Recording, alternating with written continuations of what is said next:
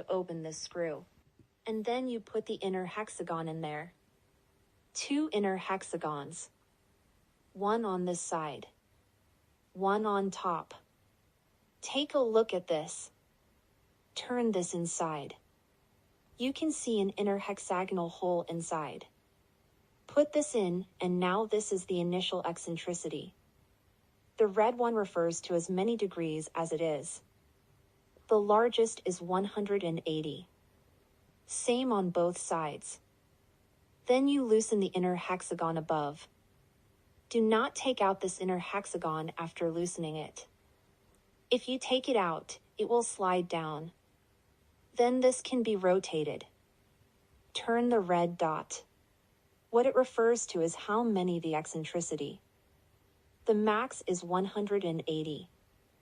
The greater the eccentricity, the greater the shock force. Then after adjusting, put the inner hexagon on this one. Tighten the inner hexagon on this one again. Okay, now it's the eccentricity. That's all.